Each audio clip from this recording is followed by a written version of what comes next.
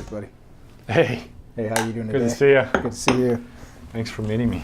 Yeah. Well, I couldn't pass up a Guinness. I know. Sorry, let me just finish this up. I'm just kind of approving some of the purchase requisitions we've got. Huh. On your iPad? Yeah, cool. Acumatica. You know, it's an application that I can run from my iPad. We have Acumatica in the cloud. Ah, in the cloud.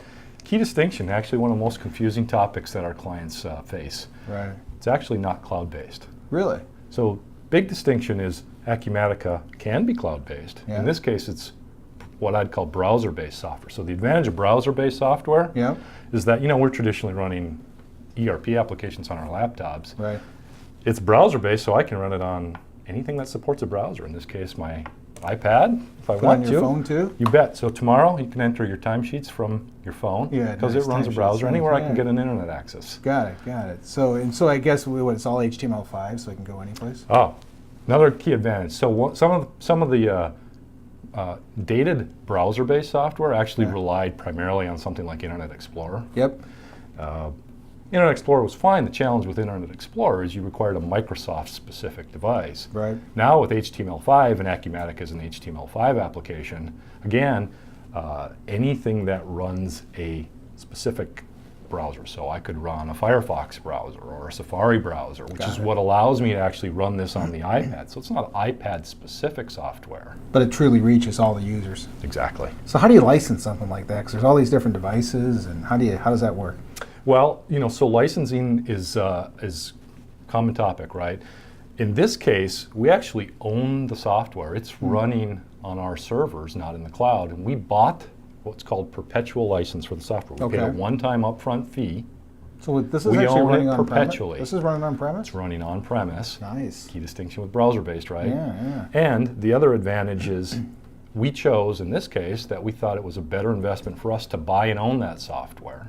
Now, there's an alternative to that called, I'm sure you're familiar with, we license a lot of software in a SaaS model. Sure. Software as a service. Right, that's a monthly fee per user, right? Yeah. Yeah.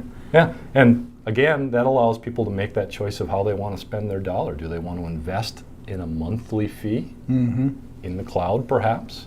So it's really about options. It's really about deployment options. So I think that's a strategy we've tried to put in place, right? Yeah. So basically we have the opportunity to have browser-based deployed software running either in the cloud through a software as a service opportunity, or actually running in our own data center using perpetual license, but still being accessed on all these different devices. And likewise, we can actually deploy, traditional software actually in cloud servers, and then have access mechanisms to get to that, something like a GP or something of that nature, right? Exactly.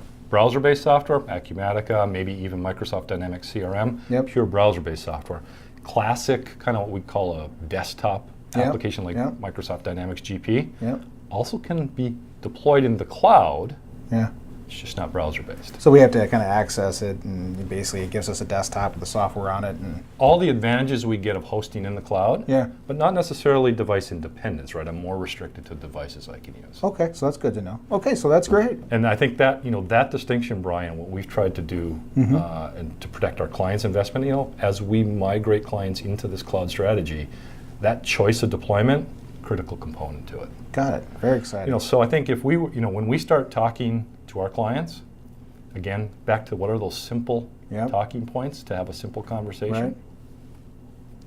Cloud versus just browser-based software. Right, that's a big distinction. Right, and then, making sure we separate browser-based from really what I call device-independent software.